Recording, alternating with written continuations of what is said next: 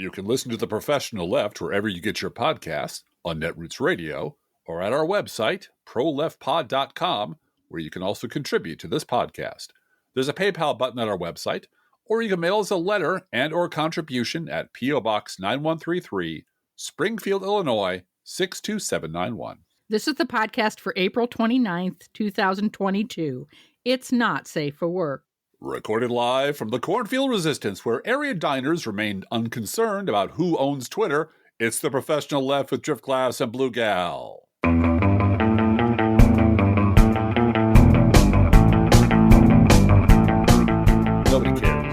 Nobody cares. Nobody cares. Just be aware that nobody cares. I sing that song to the cats all the time. I don't expect a groundbreaking sermon at church about the ownership of Twitter. No. It's not in the newspapers.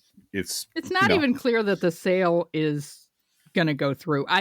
People have different opinions about that. And my opinion is Twitter was owned by a white tech asshole guy before. Yeah. So well, I hear that he's exploring leasing options and rent to own options and maybe a nice timeshare with Carlos Sim. Crypto. Yeah. Pete Omidyar and Carlos Slim, and he can have a timeshare deal. Oligarchs shouldn't own mass media, but they do. Yeah, we don't regulate that in this country. Maybe we should, but we don't. That's not very hopeful. Hey, look, if you prefer, we can just rewind this whole podcast. I'll blow smoke up your ass all day long. That's really what you want. No. But, you and I have been through this for decades now. Yeah. And, the people who run things never lose their place in line. Right. And the people who don't never get to the line. And that's just the way it has been for as long as I can remember in politics and media. I don't see it changing anytime soon. That doesn't mean we shouldn't work towards it and pressure people and do what we can and provide vocabulary and give people places to put their energy and their anger. But if you're putting your anger, shaking, there is a guy on Twitter today who scolded me because I retweeted Elon Musk because he did this stupid stick figure thing or something, whatever it was. And I quote tweeted it and he said, "Don't amplify this asshole." I'm like, dude, he owns the fucking platform. I'm a nobody blogger in the middle of a fucking cornfield. What the hell are you talking about? Do you even hear yourself? Driftglass is just mad that he hasn't been invited to the White House Correspondents' Dinner this weekend. I began my drinking early. I assumed the invitation was coming. Yeah, I began day drinking to get ready, to get in the mood, to hang out with all my Brian Stelter and all my media friends. It's now a 4-day weekend. It starts Thursday, which we're recording on Thursday, rather than going to some nerd prom thing. Yeah. Pretty soon it's going to be Hanukkah. It's going to be, 9 days of drinking and revelry. It's going to be a bacchanal. Self-congratulation. Yeah. Sure. We're doing it for the scholarships and the kids, just like Miss America pageant. Just like Miss America. Show us your tits. No, that's just wrong. No, Andrea Mitchell, put your top back on. No one wants to see that. The last time I was interested in the Correspondents' Dinner was when Stephen Colbert bombed there. Yes, he did, didn't he? And then he woke up Monday and said, "Do you know this thing called Twitter? Have you heard of it?" And suddenly he unbombed. Yes. And you remember, and this is where I try to balance my expectations. Stephen Colbert just dropped a house on the Bush administration. Yes, he did. And remember shortly thereafter when Bush was impeached and removed from office and we all got a Democratic president? See, this is where I think Driftglass is going. I think we all have a lot of frustration with the fact that Kevin McCarthy was stone cold caught lying to the media. Absolutely. Lying out this week. Boom. Proven. You lied. It's on tape. Period. It's on tape. You liar. A lot of times. Not about one thing, but a whole shitload of things. Yep. Yeah. And because his voters live on Fox News, there are zero consequences. And the collaborators in the rest of the media who are now going to just treat Kevin McCarthy as another horse in the race, regardless of all of the steroids that have been injected into him by Fox. Right. Oh no, he's just another horse in the race. It's fine. Yeah. And we have to watch to see what's going to happen. And Trump doesn't give a shit. Nope. Well, Kevin McCarthy is one of his hostages. So he's fine with it. You and I lived through Tom DeLay. We lived through Newt Gingrich as speaker. Yeah. It just, and Paul Ryan pretending that he could, And the truth of the matter is that because we've been doing this for so long, because we were actively involved in politics long before we started writing about it, we know what the problem is. Mm-hmm. And the problem is that which you're not allowed to say out loud anywhere, which is the Republican Party voters are what's killing this country. Republican Party voters, all 80, 70, whatever million of them, that's the problem. And the reason they got that way is the problem. And we cannot discuss how we got that. And the fact that there's so much money in pretending that that's not the problem. Right. Well, there's so much money in pretending that's not the problem because that reassures those 300,000 elite ivory tower accord assholes who think Chuck Todd, the sun rises and sets on Meet the Press and TED Talks and the Aspen Institute. And there's also so much money in telling these morons and bigots the lies they want to believe. Yep. There's a shitload of money for those things. Their name is Mark, right. As we always say, right? So there's no issue about what the real problem is. It's what is interesting to me with the poetry of the lies that they tell to themselves and to others, because clearly everyone on the GOP, maybe with a few exceptions, who are actually troglodytes, who don't know anything in Congress, the Marjorie Taylor Greenes, who might actually be too stupid to know that she's being lied to. Just there's nothing upstairs but a couple of mice fighting over a crumb. But all of them know that they're lying to their voters all the time. Now, how many of the voters know they're being lied to? I don't really care. But it's an open secret that the giant postulating sewer that is killing this country are the Republican base. That's the problem. If the base were half that size, all these problems go away. So the things you're not allowed to talk about, how do we get to this place? What's to be done about it? Why is the press so fucking terrified of telling the truth? And why are Republican office holders so terrified of their own base? In part because they're armed. Well, they're armed and they understand them. Yeah. The way that Republican elites lie to themselves and lie to the public and play both sides do it games and lie about how this all started and lie about how long it's been going on and lie about how bad it is. And I'm including all of our Never Trumper friends with maybe one or two exceptions. That's the poetry of this, because you know they're lying. You know they're lying because there's no other explanation. The sun is blocked out by a big ball of rock in the sky. It's a solar eclipse. The moon has blocked out the sun. That's what happened.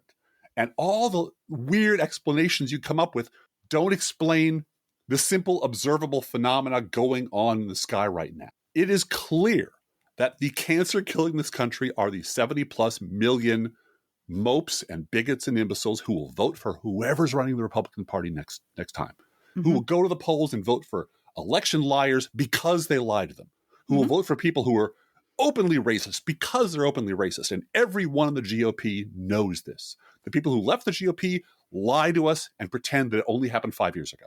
The people still in the GOP pretend it's not happening at all. And the people running the media pretend it's both sides somehow.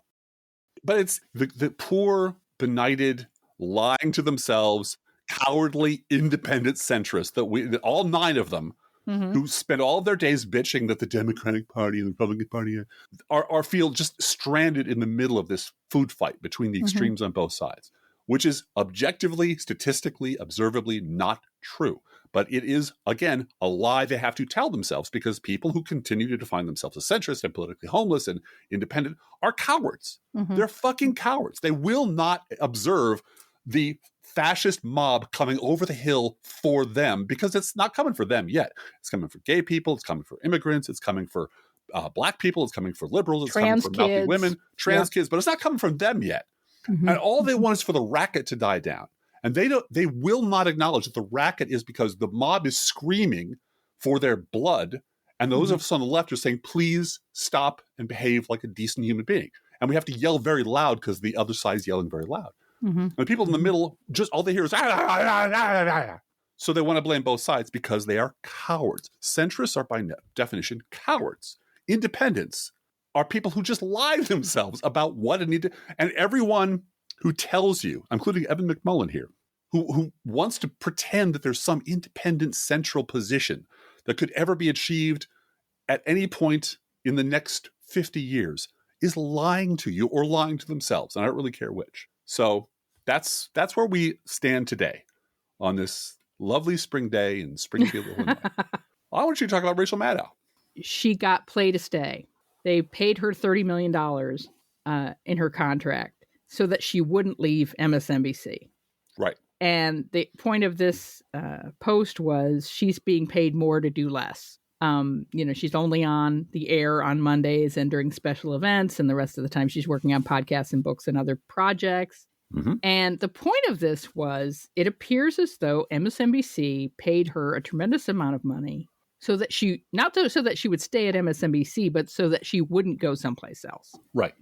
That's right. It was the ego-driven motivations of the suits upstairs to not be the guy who lost Rachel Maddow to CNN or another outlet. And so that to me was interesting, that it's about who you're talking to at the golf club. And maybe you don't play golf or whatever, but whatever your social set is, you don't want to be the guy who lost Rachel Maddow. So you'll pay her anything not to leave.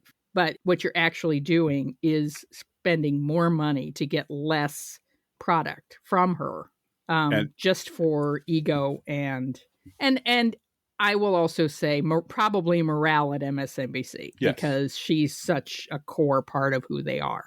And as you and I were talking about this in a car ride the other day, which is the two halves. This is Fox News is a unalloyed material. It tells the same lies in the morning it tells in the evening. Oh yeah, and in a very consistent, planned way. Yeah. We know this from Rolling Stone from years ago. Yeah, they have 2 or 3 lines of the day, and every host and every guest and anyone appearing on that screen knows what those statements are and how to fold them into whatever they're talking about. Yes. And this is why, by the way, Fox News lawyers run into court whenever they're sued to make the claim that no reasonable person would believe a word we say. Right. We're not. Because they do not want discovery to subpoena those records that the news is scripted. Yes. As scripted as, again, a Kardashian show. And those scripts are provided to members of Congress and vice versa. Absolutely. And producers of Fox shows interact daily with Republican members of Congress to arrange and script sound bites. This explains everything that Senator John Kennedy is doing all day long, because he's running for re-election in Louisiana and he wants to be on Fox because that guarantees him his job. That's right. That's right. Fox News sound bites are the only thing they care about in terms of TV presence. Well, and this is the fundamental, one of the many, many fundamentals. Fox News is not news. It's a propaganda outlet. It is an openly propaganda outlet for a fascist movement. And it's always on the attack. It's always really good at it. Yes. It's always on the attack. It never defends. They never defend anything. They never take anything back. They never apologize. They're attack all the time. MSNBC is schizophrenic because MSNBC in the morning is a hack Republican ex-congressman. Disgraced ex-congressman. To do all kinds of shit that no actual liberal media would ever permit him to do. Like give Donald Trump hundreds of millions of dollars in free publicity in the run-up to the 2016 election. Like lie about it. Like rehabilitate all the worst actors on the right using his platform. And then give him an extra hour. When an hour frees up on the schedule, give it to Joe Scarborough. Just give it to Joe. Make him 4 hours. And in the evening, you have the exact opposite. You have Rachel Maddow and Chris Hayes and Lawrence O'Donnell and all the rest. And they're in complete contradictory tension with each other because MSNBC executives don't know what they want. They just want to please people and sell shit. They want an audience and they don't really care how they get it. So it's more important to not lose Rachel Maddow than to program a systematic, clear message being brought to you by the organization. It does come down to the guys at the golf course. These aren't guys sitting in a room going, what's best for democracy? I really wonder what we can do today to make democracy safer in America. How can we uphold our First Amendment responsibilities? No. Those don't come into discussion at all. They come in, look, if Maddow walks, I can never show my face at the club again. Okay? And that's how we're going to make decisions at this station. And we're going to do the same thing in reverse by throwing, $30-40 million at Megyn Kelly to buy her into NBC. And no one wants her there to do a shitty job and then pay her money to go away because some asshole in an executive suite thought that was a good idea. They don't understand, they don't live in the same country you and I do. They don't see the same world we do, which does lead me into Rick Perlstein. Because, and this is from Rick Perlstein, friend of the pod, one of the early people who said, you guys should have a radio program. Yes, he was. He was a face-to-face person back when we were on the down low. The Heartland Cafe chats with Rick and the liberals of the Chicago North Side. Yeah. But Rick has, risen to prominence thanks to his association with this podcast. And, we're happy to give Rick give him a bump, give him a bump or two. He works very hard at his books and does very well with them. And we're proud to be his friend. And he is extremely, I'd say the sort of subject matter master at the subjects that he tackles. He becomes the expert. Republican presidents. He he digs deep. Yeah. And his works are masterful and huge and so forth. So I'm going to read you a couple of tweets of his strung together to give you a flavor of how you should deal with bad faith media requests when they come your way, if they ever do, and how Rick dealt with it, and how we would like to officially take the professional left hat off to him for doing this. So this is Rick talking now. I just got an interview request from a reporter from an agenda-setting DC publication. Which you said means Politico or The Hill. Or The Hill. It's one of those two. And he's mensch enough not to mention it. Yeah. It began, quote, I'm working on a magazine story about political buzzwords, i.e. critical race theory, equity, cancel culture, etc., and how liberals and conservatives ascribe different meanings to them. I'm not as much interested in who's more right about what something like critical race theory means as the ways in which the definitions differ depending on who you ask. This view from nowhere bullshit. Oh my God. It reminds me of Jimmy Glick. Asking, what's your beef with the Nazis? Asking Mel Brooks, what's your beef with the Nazis? Right, yeah. Which was a joke and cracked Mel Brooks up. Yep. But, man, did you pick the wrong person to ask. I'd like you to help me with my view from nowhere thing. What do you think, Rick? You got to be a pal. Going to give me some tasty quotes? And I was wondering if you'd be willing to chat for a bit this week or next about that and how you make sense of this moment. And, yeah, okay. And you can just hear him like, oh, gears are turning. And this, I love this little part here. With Eric Boehlert gone, Rick says, I'm less inclined to let this stuff slide. Amen. Amen. So I took up the invitation to chat with an email reading thus. This is now Rick responding. This framing is horrifying to me. The sort of thing that actively contributes to the destruction of American democracy. These are not, quote, political buzzwords, unquote, to which liberals and conservatives ascribe different meanings, but products of careful propaganda campaigns to seed moral panic in order to roll back human rights for everyone who is not conservative, using techniques quite similar to Nazi propagandists. This also represents atrociously biased journalism, when one side is willing to lie, cheat, and steal to achieve political dominance, and the gatekeeping media represents their efforts as one side of some neutral political debate, you are acting as a conveyor belt to aid and abet their strategy of dominance. If you're open to a statement like that, I can prepare something for the record. Regards, Rick. I'll write your article for you. Yeah. So that's never going to run at The Hill or at Politico. Right. No. But it ran on Twitter. Yeah. And I thought it was wonderful. And, we passed it around among ourselves, as the saying goes, like a dirty postcard. It was wonderful. It was terrific. It's not going to change the dynamic of the world, but there are people out there like us, and I'm talking to our listeners now, who understand what the nature of the historical moment we're passing through, who the bad guys are, who the aiders and abettors, who the getaway drivers are for this bullshit. And what to do. That's a really good lesson. I mean, I'm sorry to interrupt you. It's just a really good lesson in how to hit back. Yeah. And be ready for it. Have your ideas thought out, be prepared. And clearly he composed an email. He didn't have to, shout them down in some crowded room, but it was a well thought out and coherent and accurate rebuttal and an offer.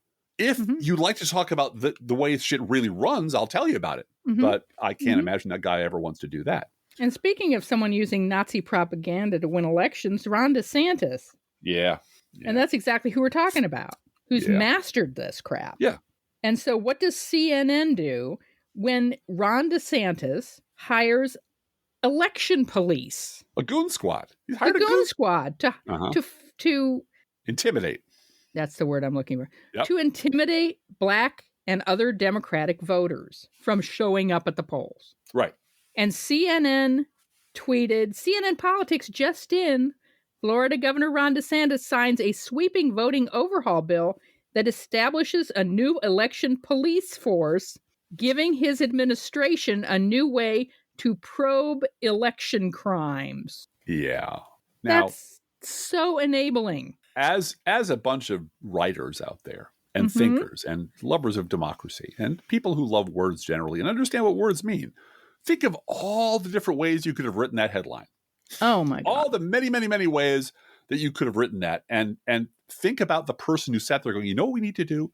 We need to leech from this any sense this is scary or fascistic or in any way related to the larger effort on the part of DeSantis and Republicans to destroy democracy, and just toss it off as something that it's going to help him probe election crimes, as if there were election crimes to probe, which there aren't. It's just so much bullshit folded into one headline, and you see it everywhere. You see a press, a media that is terrified of the right, the mob coming for them. More and more, I'm convinced people are scared for their lives. Yeah, they're really terrified that if they step off the curb in the wrong way, someone's going to run them over. And Ron DeSantis will say, "Well, let's go Brandon bumper sticker." Yeah, but Ron goes, "Well, that was a riot, and now in Florida, you have the right to run people over who you disagree with if you feel threatened." And it's so clear the direction they're taking. And the press, the people who should be in the front lines, people who should be standing, on the rooftops of London during the Blitz, telling you what's going on, are cowering in the basement and saying, "Hey, the Nazis, how bad are they really? Come on, really, didn't we incite this? Isn't there enough blame on both sides to go?" As the bombs are falling around them, this is the attitude they're taking, because they really do think the mob, if we just keep feeding the beast, they'll never come for us. We have privilege. We have all this cool shit. We live on the top of the tower. The water will never rise this high. We're okay. Fuck the people down on the ground and democracy. Doesn't enter our thinking at all. And it's everywhere. You can spot it, across town. I was going to bring up Mr. Tom Nichols, who you might know from MSNBC as an expert in the way things get rephrased in the minds of people who don't want to talk about reality. Tom Nichols said this week, this is Tom Nichols saying something versus what Tom Nichols meant to say, I'm sure. In a better universe, this is what he should have said, meant to say. What Tom Nichols said this week on the Twitter is, quote, "In other words, George Will was right. An unprecedented situation in American history when one of our major parties hates and fears its own voters." And what Tom Nichols would have said if he didn't just loathe us on the left as much as he does and hate the fact that he got everything fucking wrong his entire life. What he would have said is, in other words, the left was right about the right all along. But he can't say that. His tongue would cleave to the roof of his mouth and he'd drop over dead if he ever had to admit the left was right about anything. Because before they learned to hate Trump, they learned to hate us in their cradle. They have grown up with Rush Limbaugh, singing them to sleep at night and waking to the sounds of Newt Gingrich impeaching Bill Clinton. This is their song. This is their hymn. This is their mother tongue. Hating us is what defines these people. And the fact that they now have to go against their own tribe freaks them out, because they don't know where to go now, because they can't come to us because they have swallowed their own poison enough where they're terrified of being associated with us in any way. So they have to keep broadening this alliance that they keep inventing in their mind to include Republicans and Democrats. This isn't about left and right. It's not about Republicans and Democrats when everything in their brain is screaming to them. Of course it is. All the fascists are on one side and they're coming this way. How is it not about the guys who are standing up to it? But they can't admit to themselves, because to admit that to themselves would be to admit that they were wrong. The one thing Tom Nichols cannot do at a congenital biological level is admit he's wrong. Person who writes a book about his expertise, now smarter he is than everyone else, can't go around admitting that they're wrong. That's a vestigial leftover from his days as a conservative, which I assume he still is. Yeah. Before I talk about the horrible Mark Penn push polling, I want to give a shout out and a thank you to Carol Leonnig, who is with the Washington Post. And she was on with Nicole Wallace, who, tries to sound the alarm, but also be a little bit view from nowhere. And Carol Leonnig wouldn't let her get away with it yesterday, or Tuesday, excuse me. Carol Leonnig was talking about the Kevin McCarthy tapes and also the text messages that come from Republicans that clearly show that they knew what was going on January 6th. They knew it was Trump supporters. They knew Trump should have called them off. And then as soon as things die down, they become, diehard Trump supporters again. Sure. Yeah. And here was Nicole Wallace trying to take a view from nowhere and talk about the national security apparatus rather than talking about this is a Republican problem. And Carol Leonnig on Tuesday would not let her do that. Mm-hmm. So I want to read this little bit of the transcript. She said, Carol Leonnig said, "I'm sorry to say, but the more people see on television the big lie, the more they will believe it. 75% of Republicans believe the election was rigged because Donald Trump told them over and over again on television. We've got to figure that out." She's talking about Nicole Wallace and herself as media people. We've got to figure that out because it also stokes a domestic extremism, an imbalanced population that is looking for a conspiracy, looking for a way to serve, looking for a way to be a soldier. Mm-hmm. And that's what brought us January 6th. And going forward, the national security firmament, and what she's talking about is the FBI and groups of law enforcement that she is in touch with for her job. Mm-hmm. The national security firmament is extremely fearful of what's going to happen in the next election. I don't mean the next presidential election. I mean the midterms. Uh-huh. They, the national security firmament, don't want blood in the streets as a result of a series of people claiming, hey, the election was rigged and I didn't win my Secretary of State position. They don't want that disorder and chaos, which can be stoked easily on Tucker Carlson's show. And is every night. Every night. And then she pointed out later in the interview that Republican lawmakers are willing to go along with and are amplifying and enabling this. I have interviewed very senior Republican members of Congress who say they are afraid of their constituents at home. Yes, they are. They're afraid if they tell them what's really going on, what's really happening, that this is all manufactured, almost like an enormous AstroTurf lobby campaign. They're afraid of their own constituents. That fear is a physical fear, as evidenced by the way Romney was personally attacked as he flew back to certify the election, attacked on an airplane, assaulted, not beat up, but physically accosted and approached and scowled at by people at an airport as he tried to come back and do his duty in Congress. Mm-hmm. And so you're right. What we have is 70 million, reprogrammable meat bags. We make fun of them. But a lot of them are armed and are looking for, they've lost faith in the church. They've lost faith in the future in a lot of ways. A lot of this is just nihilism. And they want something to fight for. And Trump gave them that. And that's very scary. That is really frightening. It is. And we don't have leadership in that party that's willing to stand up and tell the truth. No. What we, not to bang our own drum too much. I mean, by the left, us, the left. This is what we've been saying for 20 years. Yeah, it is. In the blogging universe, and longer than that, as we were talking. This is, you are creating a mob of people. You are telling them that the left is out to make their kids gay and steal their guns and destroy their country, and they're un-American. Right. And you can trick this, and then you're loading them up with firearms. The number one indicator of a spike in firearm sales is electing a Democrat to the White House. Well, and the number one cause of death among children these days is firearms now. Right. Republicans don't really care about kids dying. They care about kids maybe becoming gay. Mm-hmm. They're willing to pass all kinds of laws so you can't talk about gay in school. But shootings on the playground, that's just America. That's just the price you pay for freedom. So they have built this monster. And all the people who told them to stop were laughed off the streets and marginalized and told to shut up, and certainly were never given a megaphone. And now the monster has here, and it's among us, and we all know what they are. We all know who they are, and we all have been saying for a very, very long time, you can't reason with these people.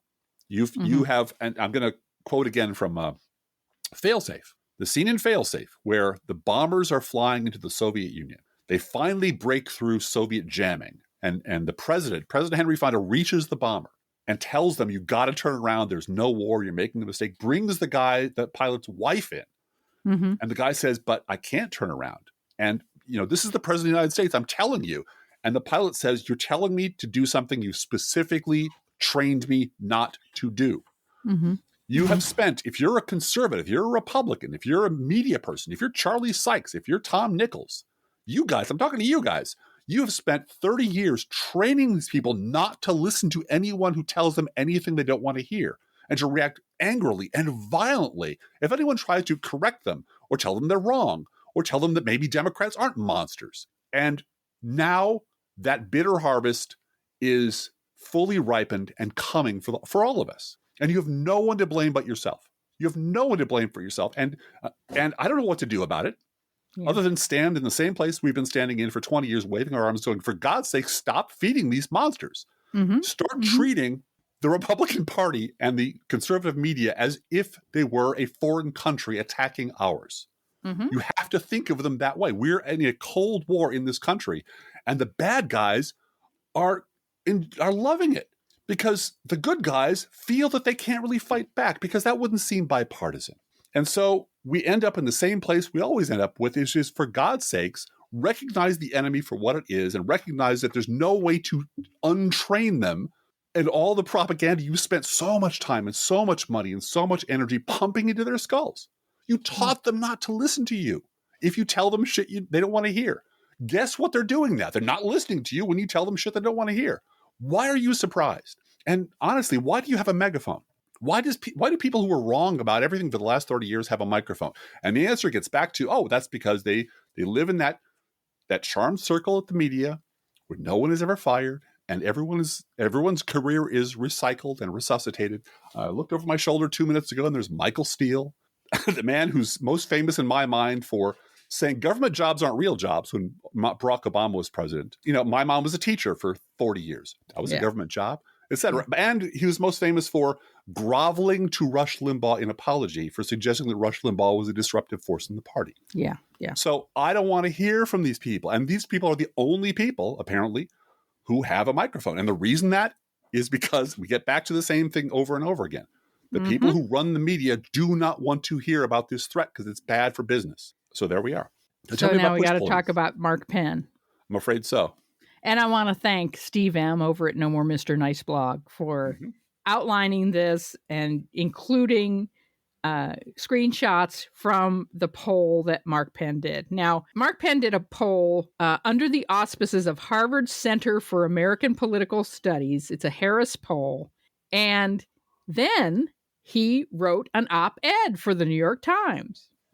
And in this op-ed, he urged, based on his poll numbers, President Biden to tack rightward on a wide range of issues because of this polling that he did. Right. And, he's a Democratic pollster, Driftglass. I don't know if you know that, but I heard that he was a long time ago. Yeah.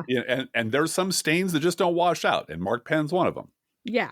So, No More Mr. Nice blog, Steve M. has screenshots from the poll that Mark Penn did, that Mark Penn's organization did, that he then turned around and did a New York Times op-ed telling Joe Biden he's got to move right. It's desperate. You got to do it. If you want to win, you got to do it. Some of the questions are these. Do you think Joe Biden should continue to press for significant expansions in entitlements, or should he instead look to become more fiscally responsible? Should President Biden keep his current energy policies or modify them to make the transition from fossil fuels slower and to encourage energy independence? As if, Biden isn't encouraging energy independence currently. Okay. Right. Oh, yeah. No, these are all just horrible questions. Horrible questions. Written by horrible people. Should President Biden double down on the ideas of Bernie Sanders and Elizabeth Warren, or move more to the center on key issues? Because, right-wing, liberal, elitist, socialist hippies are, or should he go with real Americans, right? As Steve M. said. Right.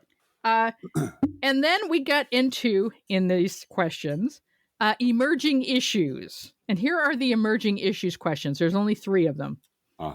Do you think, based on what you have heard, that Hunter Biden was selling influence and access to his father, Joe Biden, or was he not selling political access? Based on what you have heard, do you think Joe Biden was part of Hunter Biden's business on behalf of Ukrainian, Russian, or Chinese interests or not? If, in fact, Biden secretly participated and facilitated Hunter Biden's influence peddling business, I'm not kidding, that's a real question.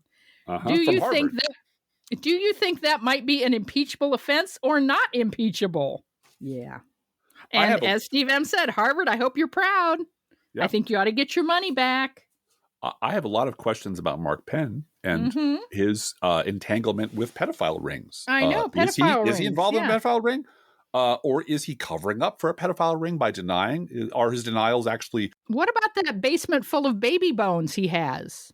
Has anyone, if he has a basement full of baby bones, should that be investigated by law enforcement or not investigated by law enforcement? Based on your current understanding of the situation, do you think that he is hiding the baby bones in his basement, or has he relocated the baby bones to a different location to avoid detection? I can do this all day. Yeah. Any asshole can do this all day. The people who shouldn't be doing it are people who are having polls conducted under the auspices of Harvard University and then use that to weasel his way onto the editorial page of the New York Times. And it really is, it's like having an ant farm. You can see what they're doing. He's taking, that's how this is going to work. And he's applying for a job over here. And this is why Andrew Sullivan's being a dick today. He wants to get as quickly as possible back into the spotlight. You can see what they're doing. And there actually are people in the universe that aren't you and I who could tell them no. Yeah. Who could say, no, Mark Penn, you've pretty much burned all of your credibility about 20 years ago. We're not going to have you conduct a poll for us, and we're not going to have you or Frank Luntz or Karl Rove ask impartial questions of people. And we're certainly not going to use the results of that to give you a seat at the New York Times writing about it. But that is not something that interests the people who we're talking about. It doesn't occur to them not to say no to Mark Penn. It doesn't occur to them not to give him, to pull out a chair for him. And the reason is he's a member of their fucking club. Yeah. There is no other explanation for this. And honestly, Blue Gal, this does remind me of 2004-ish, 2005-ish, where the reason I started blogging and discovered blogs, and I think this was true of you too, is that before and after the 2004 election, it was just so mind-blowing that the country would re-elect a criminally incompetent idiot who is being run like a drone by a war criminal for another 4 years, based largely on bashing gay people. Right. Really, that's who we are. That's this country. This is who we are. And that sort of the sense of being smothered under media that is so afraid of telling the truth, so afraid of the repercussions of saying, you know what, we were lied in this fucking war, and let me tell you what's really going on in Fallujah. Let me tell you what's really going on in Baghdad. That they lied to us for years. They just covered the shit up until it all fell apart, and everyone said, oh my God, look at what happened over there. And then they immediately started about rehabilitating the war criminals and liars and scumbags who got us into there in the first place. It has that feeling of, oh my God, really? We're doing both sides again? Really? Yeah. Everywhere you look, it's fucking both sides again? We didn't learn anything. Well, we learned. The people at the top learned, fuck it. There's no consequences for us. We're not going to pay. No one's going to stop buying the New York Times because we put filth like this on the op-ed page. So screw it. It sells papers. It creates controversy. It creates clicks. We can get 2 Midwest bloggers and podcasters we know of to talk about it. And, because that's us. We are amplifying the New York Times by talking about this. Sure. But I just thank God every day for this weird, contentious liberal community that I belong to. Yeah. Where stuff like this, I can go into that world and talk to these people and listen to them and know that I am not insane. Right. And neither are you. Right. For that, I am grateful every single day. I'm grateful every single day. Yep. Here's what I'd like to know. Now that Utah Democrats have selflessly thrown their support behind Evan McMullin, will Adam Kinzinger return the favor? Since Adam Kinzinger cannot win in Illinois, he's not running for anything in Illinois, but as an Illinois Republican, will he, to save the country, for the good of the nation, will Adam Kinzinger be going up and down the state insisting that you need to vote for the Democrat? in every congressional district and every race in Illinois. Nope. No, of course he won't. Of course he won't. And you and I had this conversation in the car, too, because it killed me to say that the best thing Adam Kinzinger could do would be to campaign for Rodney Davis against Mary Miller. And I agree. In the primary, that is absolutely true. Yeah. But the only problem is, I think him going to campaign for Rodney Davis would be turned down.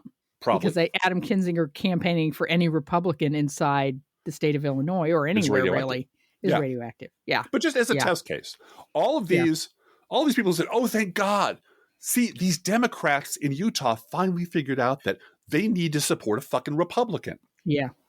Well, Utah's a special case because Utah's a weird state. Utah went for Trump by 76%. It's a never Trump. It actually is a never Trump Republican state. It is. Yeah. It is. Yeah. And so in that special, weird, unique case, I assume Utah Democrats know better than I do what they need to do. By the way, here's an update. Having secured the support of Utah Democrats, Evan McMullin has announced that he will not caucus with either party. He's going to have a wake-up call if he wins that election because he's not going to be on a single committee unless he caucuses with somebody. Well, all of the hand-wringing complaining from all of our Never Trump friends about the performative assholery of the Republican Party, how Ron DeSantis isn't serious. And by the way, Ron DeSantis just dug a grave for the Florida Republican Party. He doesn't give a shit about that. But what I'm learning, the amount of crazy, the amount of the economic wreckage he's about to unleash on that state as he leaves to go off to run for president. It's perfect for him because he gets to say, I fought Disney. I fought the mouse and I won because of America. And then once judges say, no, you can't do that. There's a jillion contractual reasons why you can't do that. Or if you do that, it's going to be a fucking disaster. Then he can turn around and say, yeah, liberal judges tried to undo all the good I tried to do for Florida. So it's win-win for Ron DeSantis. But it is mind-blowing to me how utterly unserious and performative Evan McMullin is. Yeah. He's so fucking pure and above it all. I'm a libertarian, man. I wrote a whole article about Evan McMullin on Both Sides Don't, because he was going on and on about both sides of the political aisle, blah, blah, blah. And he just doesn't get to do that. Driftglass, something has happened while we've been recording the podcast. Apparently, Jim Acosta had a walk down the sidewalk with Marjorie Taylor Greene. And started asking her questions about her text where she was asking about martial law and read it to her and was just asking her, well, what was going on with that? And the interview was going okay. And then when he brought up that text, she yelled, "Stop harassing me." And she turned into her mind. She turned into a bat and flew away, right? Yeah. Well, practically. She's now the victim. You're harassing me, stop harassing me. And she's also decided to go after the Catholic Church. Excellent. Which I don't know if she thinks all the pedophiles in the Catholic Church are Democrats. Has she looked up what religious denomination a bunch of Supreme Court justices are? Yeah, and who the former ambassador to the Vatican was, Mrs. Newt Gingrich. Right. Well, she doesn't care. She doesn't care about anything. No. Well, I think she's really desperate to change the subject from her behavior and what's actually been said and what she's doing. Yeah. Well, I know that she basically shit the bed on the Laura Ingraham show. Yeah. Where she couldn't see the screen. But if you have that tweet up, well, there was no tweet up and she couldn't see anything. And she basically shot her own dick off on the air, if you will. I don't remember sending that tweet or that text. I don't remember. Yeah. My lawyer told me, my wife said, my lawyer told me anytime anything feels bad in my pants, I should just say I don't remember. So I don't remember anything. I don't remember being elected. I don't remember what I had for breakfast this morning. I don't remember if these hands are mine. They're moving in front of my face. And, and her voters are cool with that. Her voters are just like her, only even stupider, even more racist, and even more aggrieved at all the suffering that they have to go through as, white Americans living in America. It's just very sad for them. But Fox News is doing a real good job of avoiding the subject of Mark Meadows' texts and Kevin McCarthy's recordings. Yes. I'm sure I'm not the first person to call this the squid ink strategy, but it just is just spray ink everywhere, man. And we have in the last few days, because we do this regularly for you. We do this for you. We give and we give and we give. And you know what? All we ask in return is a lot of money and fame, and no accountability for anything we say. I already got what I wanted off the internet, frankly. You did. I got a beautiful woman. I get a bottle of scotch in the mail every now and then. And basically, my life is pretty good. Oh, and I want to thank everybody. We're over halfway. We paid for 1 ear on my hearing aids at the GoFundMe. And Tammy, bless her heart, has put up a beautiful button at our website, proleftpod.com, with a rainbow lights on the bottom of it. And there's a button at the top of the screen at proleftpod.com where you can contribute to my hearing aid GoFundMe. So thank you, Tammy. And thank you to all of you who've donated so far. Like I said, we are over the halfway mark.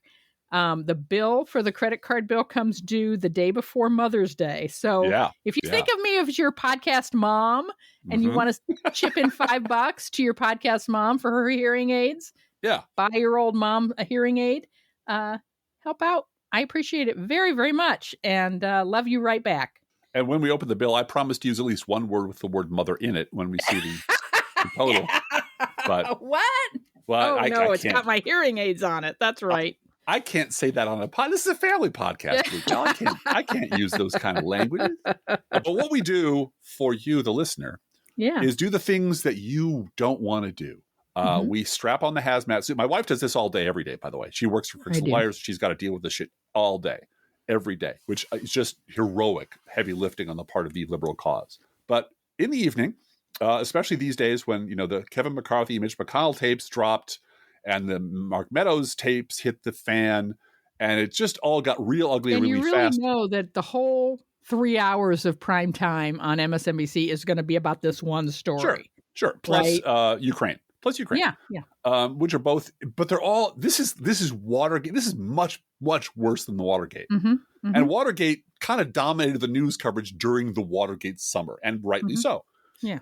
This is what every major newspaper should be screaming from the headlines. And they're not. They're doing a bunch of other things. But for compare and contrast, because we are constantly lectured by our centrist independent friends that, you need to listen to both sides. You need to listen to the other side. You're stuck in your little liberal bubble over here. You don't hear the concerns of angry white morons over there who have deep concerns about their children being turned into gay people by Winnie the Pooh, I suppose. I don't know.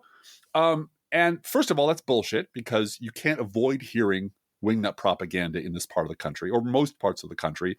It's been shitting out of radio speakers for 30 years. Fox News is on in every goddamn garage.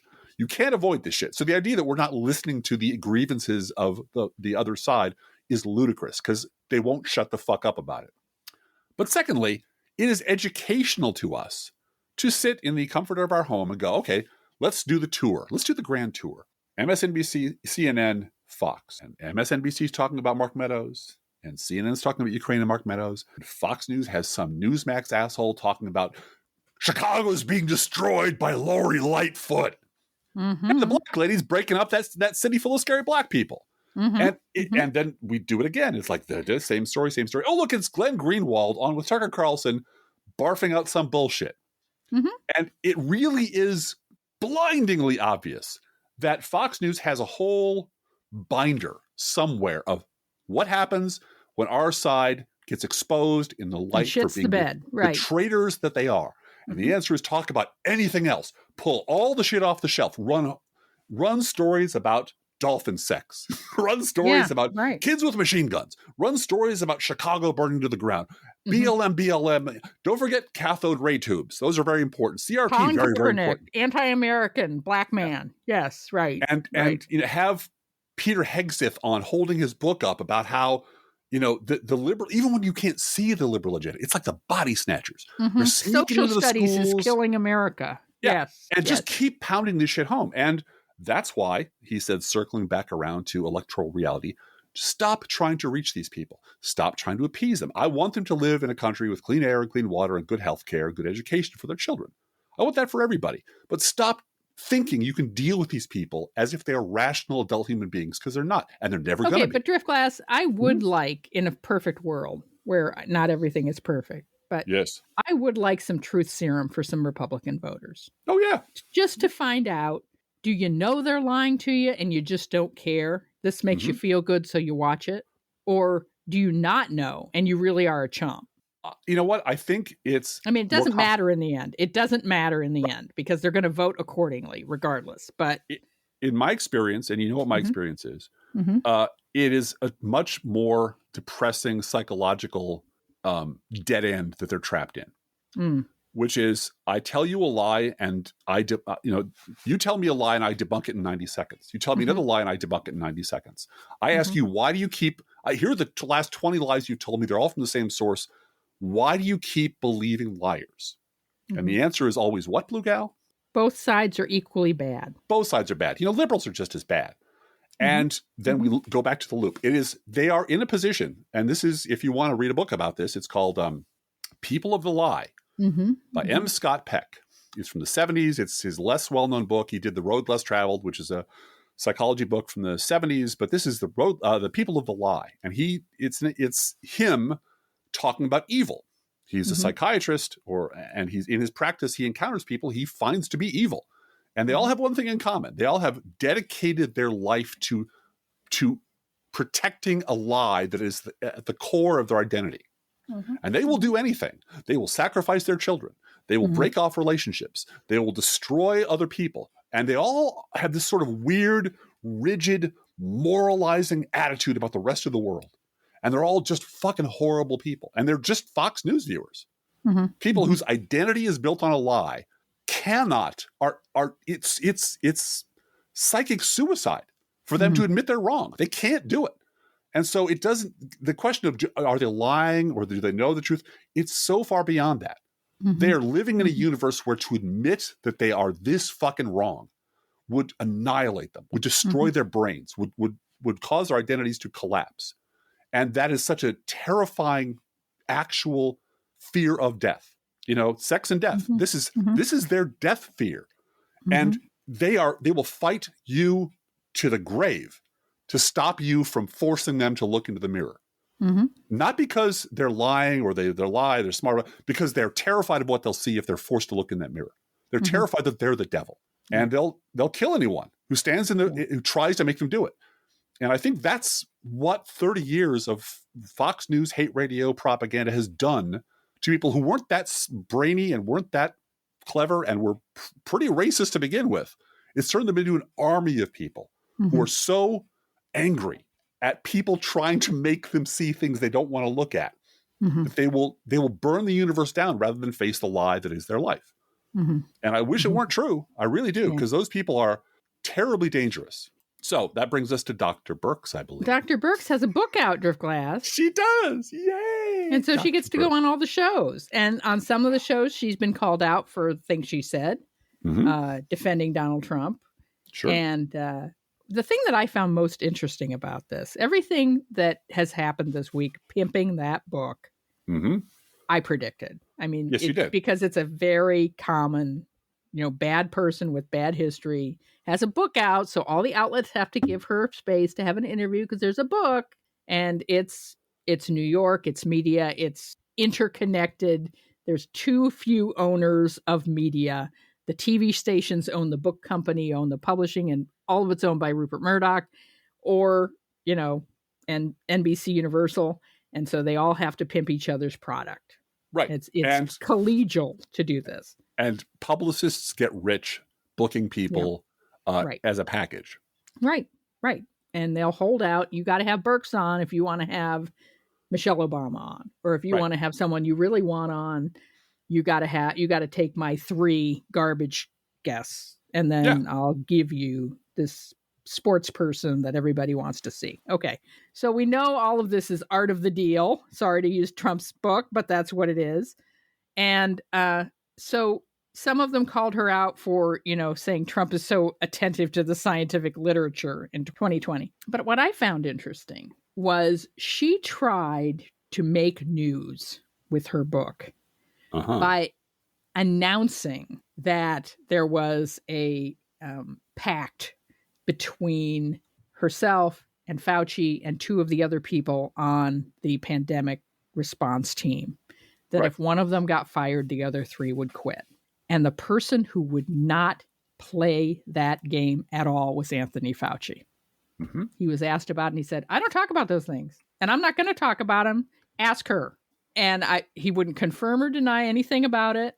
He didn't want to comment on anything she'd done, and he wouldn't give them a quote. And that's the difference between a serious person who wants to prevent deaths and someone who wants a career in public medicine. Only. Who wants their reputation laundered. Right. Yeah. And cleaned up so they can go back to back to public medicine at the highest level. Right. But the amount of careerism and insular, I'll wash your back, you wash mine nonsense is all encapsulated in this woman and her book deal. And it's not just her. No. She's the product. She and her book are the product that a whole bunch of vultures feed off of. And what goes down the toilet is integrity. Yeah. I mean, that's it. That's it. Well, you remember, you and I are old enough to remember when we looked at each other. I don't remember even how far back this goes. I'm guessing 2007, 2006, maybe 2008. Back when I was actually covering the Sunday shows every week. I've stopped doing that pretty regularly because it's all reruns. It's all predictable. But look up, there's Michelle Malkin. Yeah. What the hell is Michelle Malkin doing on This Week with ABC's George Stephanopoulos? This Week. Yep. Yeah. And a serious show, one of the big three. And what the hell is this absolute batshit ass lunatic doing on this show? Because she has a book to pimp, right? Yep. It was 2008. It was April of 2008. That's right. She had a book out about the lack of transparency in the Obama administration. Right. She'd already 2009, April of 2009. It was 3 months after Inauguration Day. And she had a fucking book out about how non-transparent the Obama administration was. And I looked at you, and you and I were talking about how the fuck does she have a book out 3.5 months, an actual hardcover book printed 3.5 months after Inauguration Day about the lack of transparency in the Obama administration. And she's booked on ABC's This Week. And she had the fucking book contract for that before the election. Right. And then that it's was a matter. The point was she knew she was banking on Obama winning. Well, and then you and I become, Agatha Christie, become Hercule Poirot. Yeah. We become Ms. Marple. It's like, okay, let's reverse engineer from this moment what the machinery behind this must be. Oh, first of all, she knew that Obama's going to win. Obama's going to win. Yeah. Second of all, she knew that she has to hate Obama because he's a black guy and she's a racist. And a Democrat. Yeah. And he's a Democrat. So we have to start off right out of the gate, hate this guy. It's got to be hate him.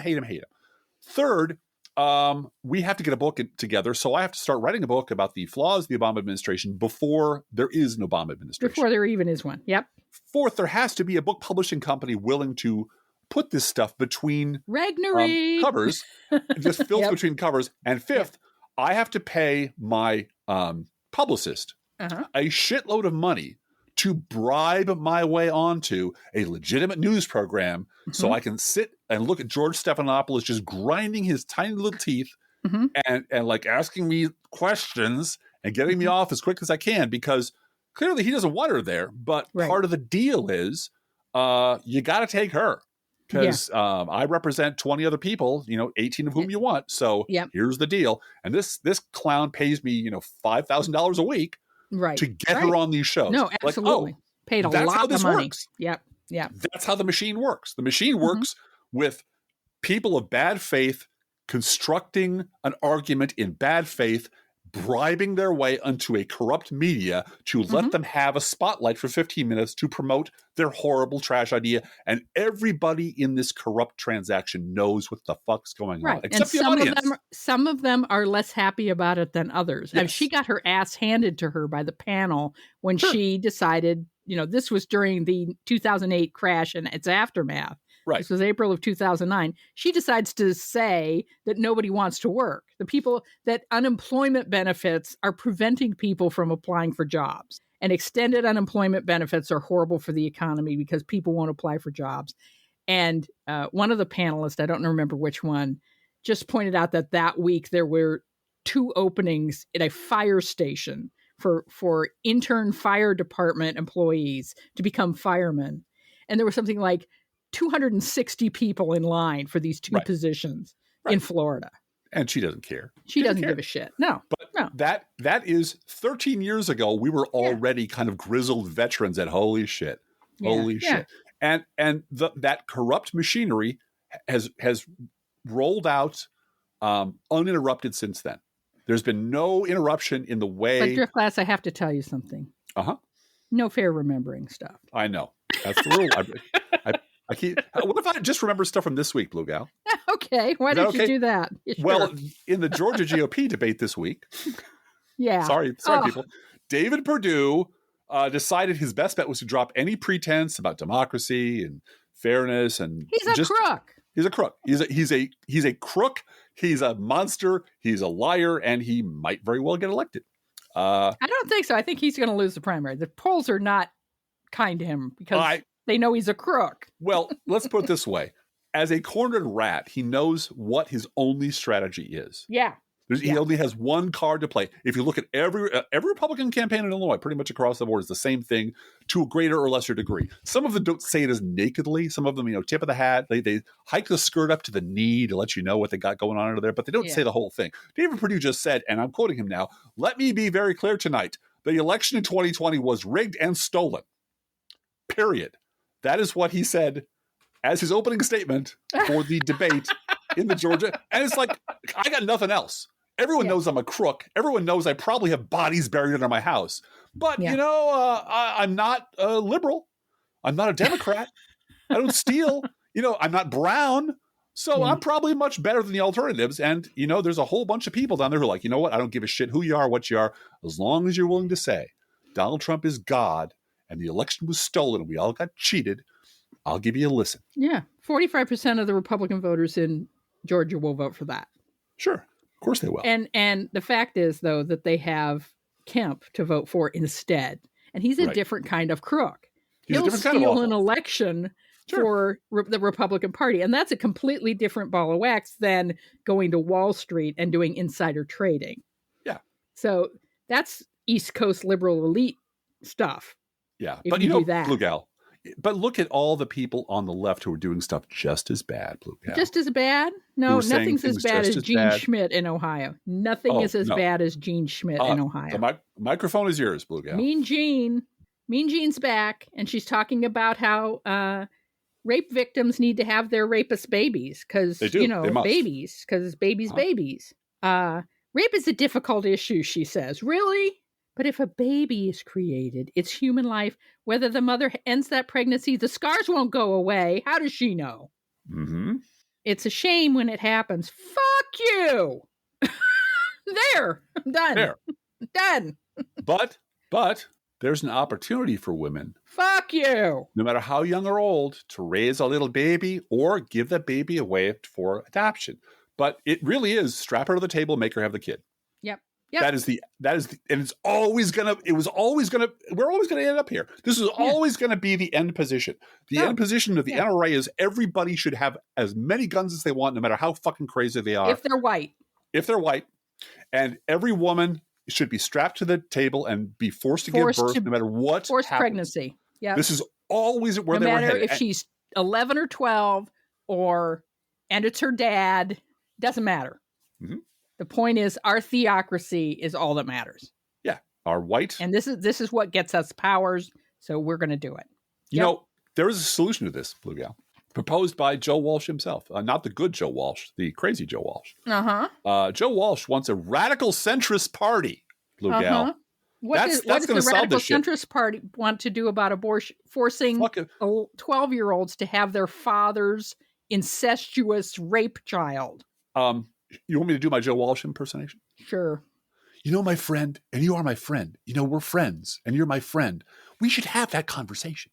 But we should have it in a non-threatening environment. Fuck you. Exactly. Like, fuck you. There are some things that are just wrong and evil, and most of them are in your party. And if you would like to have a centrist party, you got one. It's called the Democratic Party. But of course, Joe Walsh still defines himself as I'm a Tea Party radical who just, I'm politically homeless. I follow him because this is watching a virus develop, watching he's so transparent about the excuses he makes to believe the shit he believes, and so nakedly needy about needing an audience. I need to be in front of an audience. I need to have a microphone. It's my purpose on earth to stand in front of people and talk, that he's just flailing around looking for anyone who will put him on the air, give him a gig. And the fact that nobody will means MSNBC is just as bad as Fox, because neither one will give me a job. These people are the devil, Driftglass. They really and they're are. using sentimentality about babies and fear over Black people and whatever they have to do to allow Satan to have a toehold on humanity. Meanwhile, here's a Washington Post headline you may enjoy, Blue Gal. It's by Charles Lane in the Washington Post. Both Elon Musk and Barack Obama claim to be defending democracy and truth, but they come at it from very different angles. Who's right? Let's do about buzzwords, Driftglass. I want to talk to you about buzzwords. Could you tell? Now, words don't mean anything in and of themselves. No. Words are just things that come out of your mouth, and they might mean one thing. Is Charles Lane going to be drinking at the White House Correspondents' Dinner this weekend? I think he's already drunk, Blue Gal. He's already there and under a table, dancing a jig, thinking about the good old days of Tip and Ronnie when we all got along together and everything was just fucking great.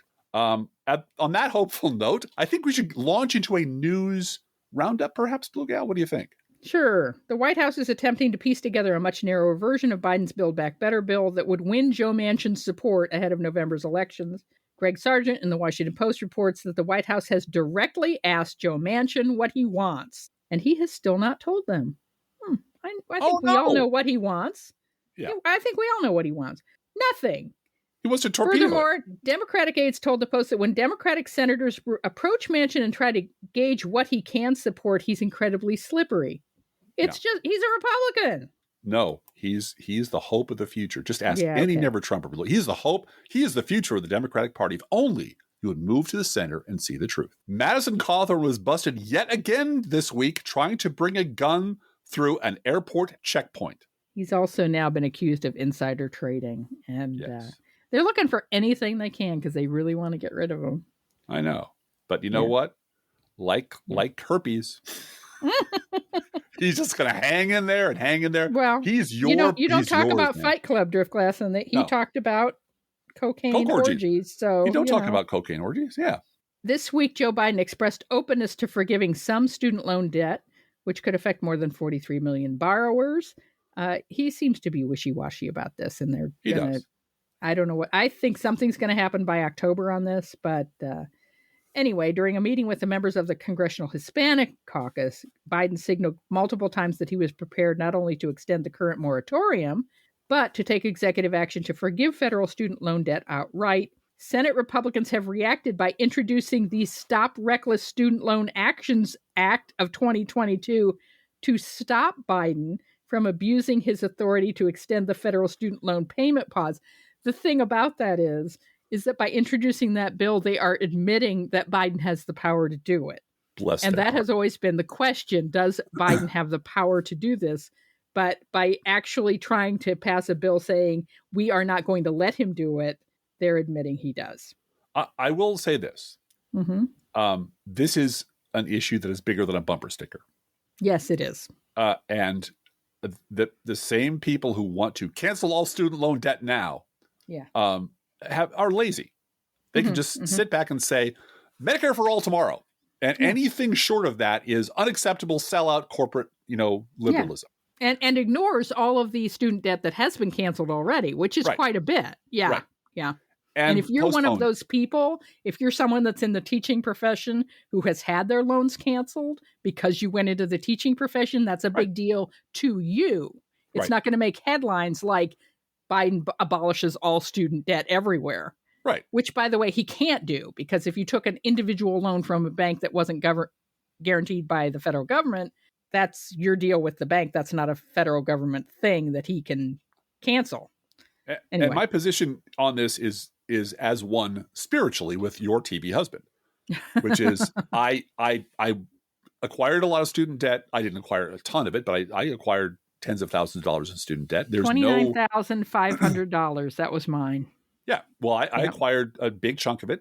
I paid it all off myself. I got, too. I think, $250 from Mensa for an essay I wrote.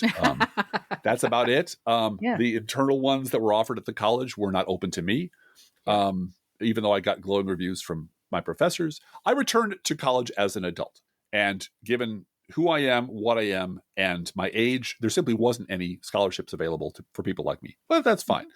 I, like Elie Mystal, I don't begrudge anyone having their student loan forgiven because I'm not some asshole who defines himself by the suffering of others.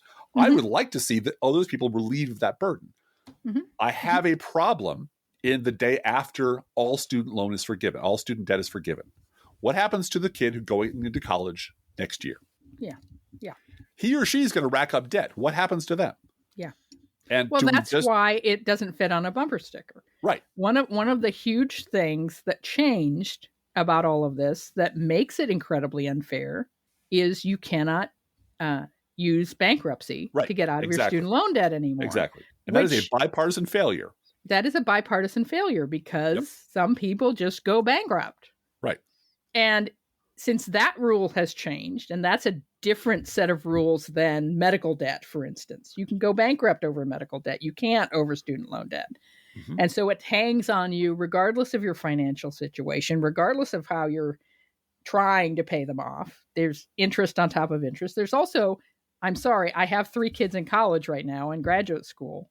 There's price fixing going on among small liberal arts private institutions that are all charging $53,000 a year for room and board and tuition. They're all charging about the same. They're getting it not from the students and their families. They're getting it from grant money and student loans. And they know they're getting that. And then what are they doing? Building new dorms, building new teaching, paying their teachers? No, they're hiring adjuncts and they're investing in their endowments. And, Harvard can put, I think it's something like 7 or 8 Harvards through Harvard every year and Harvard never touch their endowment ever. Harvard could buy Twitter with their endowment. That's how much money they have stacked up in their endowment, in their banks, in their property, in their artwork, etc. They're a hedge fund. Yeah. They're not just an institution of learning, they're a hedge fund. And so and I know a lot about this. There are a lot of people who are, Ralph Nader and his group are pushing Harvard to make that money go to work for, oppressed peoples and something divest in oil and all of that, and people are keeping an eye on that because it's such a huge chunk of money. But Betsy DeVos wants her fangs into that money. Sure. She's benefited from other people taking out loans they can't afford and not being able to ever declare bankruptcy. Right. So, this is, and Joe Biden from Delaware, where all these banks are incorporated, he's not exactly innocent in this whole picture. No, he's not. And let me add just a couple things. First of all, I was an adjunct teacher at a college. And believe me, the tenured professors did very well. The department heads did very well. The college professor did very, very well. The school had a shit ton of money to buy new buildings and a whole bunch of stuff. And we all know where that came from. But it didn't go to teacher salaries. I can swear to that. And this is a sort of an elite private art school. Number 2, I knew in the 80s and 90s when I was a working young man that the minute HR departments stopped taking high school diplomas, and basically the threshold for any goddamn job in this organization, whether you're a file clerk or not, is going to be a college degree. That's it. Colleges have just been given permission to print money.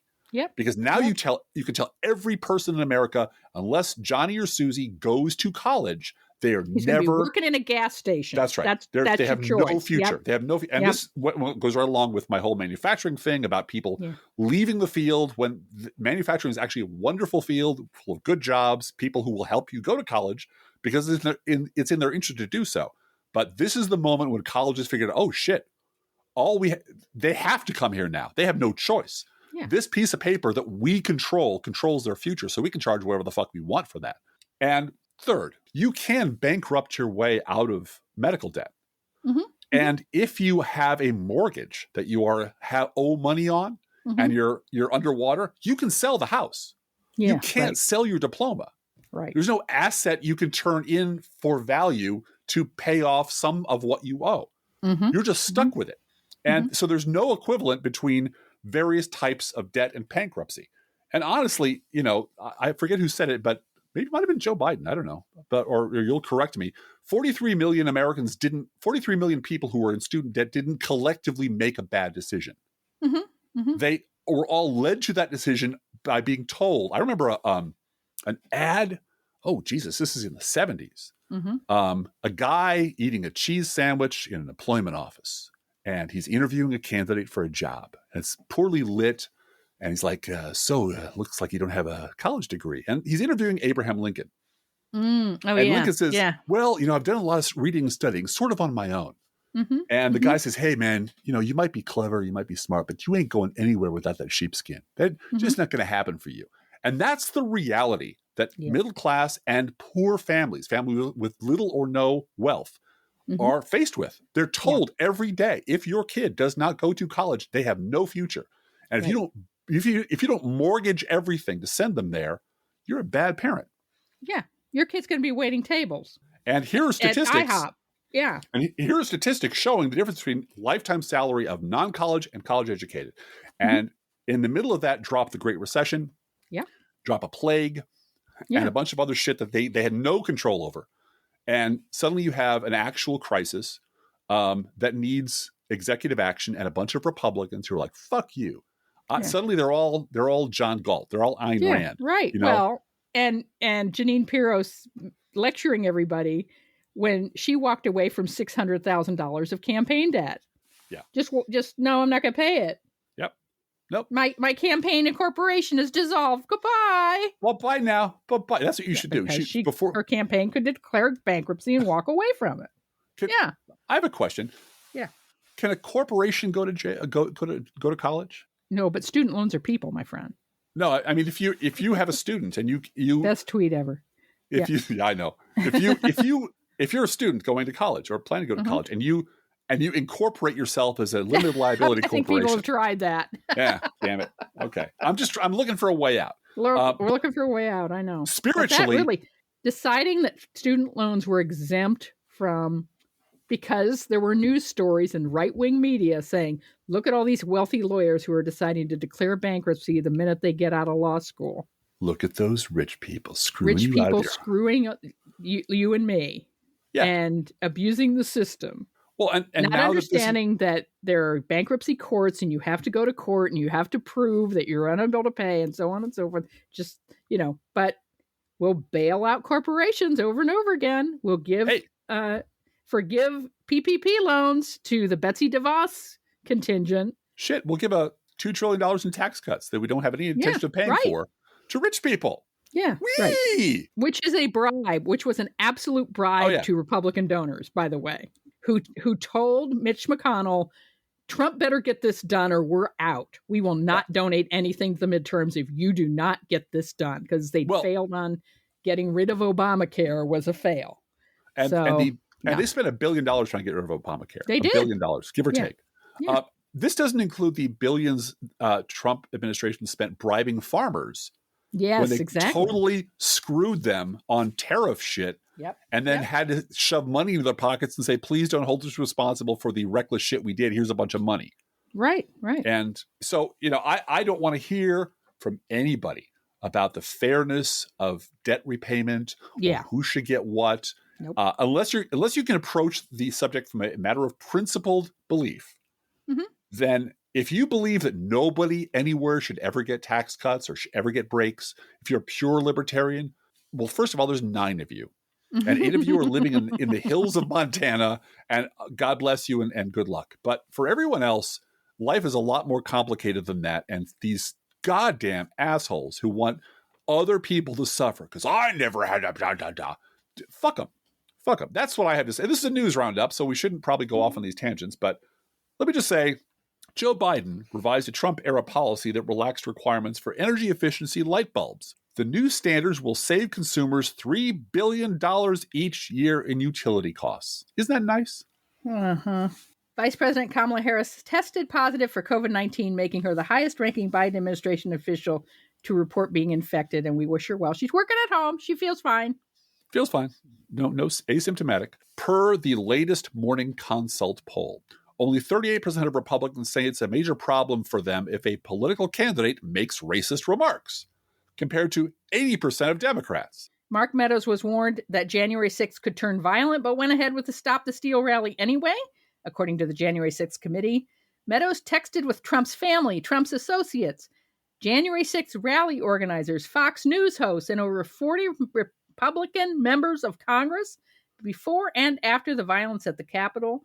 The tranche of 2,319 text messages show how Meadows was the Trump administration's point person for the effort to overturn the result of the 2020 election, and how Trump's supporters reaffirmed their support for Trump in the aftermath. And finally, today, Oklahoma has passed its 6-week abortion ban, which will go into effect immediately after the governor signs it into law, which the governor most certainly will, which effectively overturns Roe versus Wade in Oklahoma.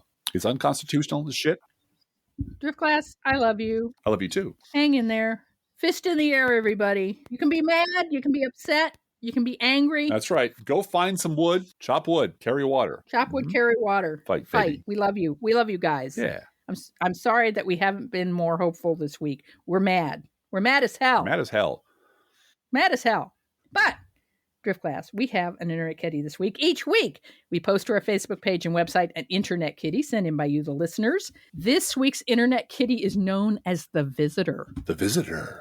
The Visitor is a cat that has been seen moseying around at our friend Dog-Faced Herman's farmhouse. Uh-huh. And so, at first, the Visitor would not let Dog-Faced Herman anywhere near him. He was a wildcat, and no, you can't touch me. Then the Visitor started showing up regularly at breakfast time, as if by clockwork. Wow. Just happened to be in the neighborhood, thought I'd come by, Then he decided to let Dog-Faced Herman pet him after breakfast. Privilege. Then the Visitor decided he would investigate the inside of the farmhouse. Then the Visitor decided that the sofa was very interesting inside the farmhouse. And Dog-Faced Herman wrote and said, I think it's only a matter of time before I have a new cat. Yeah, no. You think? Before the Visitor has a new servant, is what you meant to say. Yes, before the Visitor adopts you. Yeah, Dog-Faced Herman. Permits you the privilege of this company. I will allow you to provide me with a warm sofa and a daily meal. Mm-hmm. And of course, the Visitor only eats freshly poured cat food, our fake sponsor. Whether you serve Pet Store Perfection or Dollar Store Direct, your cats or Visitor cats, whatever the case may be, will sit on the kitchen floor and demand that the food they eat is only freshly poured. Freshly poured, freshly poured. Oh my Lord, it's freshly poured.